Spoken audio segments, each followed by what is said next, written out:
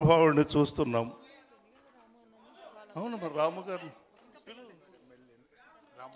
పిలుస్తున్నామండి, ఒక్క నిమిషం పిలుస్తున్నాం.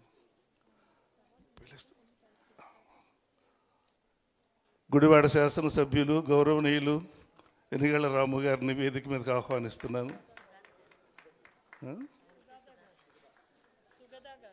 సుగదా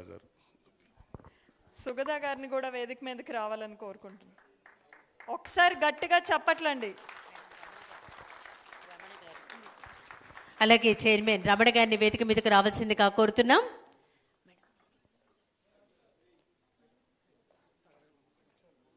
ఫార్చ్యూన్ మురళీ పార్క్స్ హోటల్స్ అధినేత ముత్తవరపు మురళీకృష్ణ గారిని వేదిక మీదకు రావాల్సిందిగా ఆహ్వానిస్తున్నాం.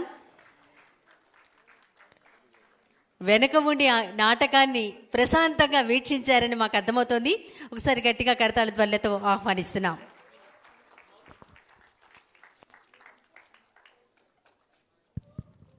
వన్ సిటీ వన్ సెలబ్రేషన్స్ అంగరంగ వైభవంగా విజయవాడ ఉత్సవ్ 4వ రోజుకు చేరుకుంది. గుమ్మడి గోపాలకృష్ణ గారిని మాట్లాడవలసిందిగా కోరుతున్నాం.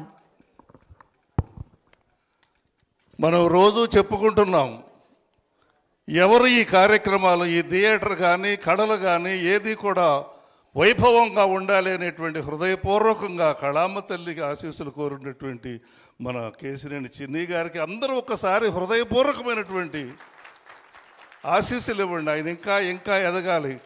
ఇవాళ కృష్ణదేవరాయలు గారిని ఎందుకు తలుచుకుంటున్నామంటే 500 సంవత్సరాల క్రితం ఆయన కళలను పోషించాడు.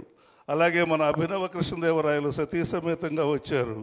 వారికి మా కళాకారులందరి తరఫున, ఎందుకంటే మీరు మామూలుగా మీ హృదయం ఎన్నిసార్లు ఎన్ని మీటింగుల్లో మేము విన్నాం.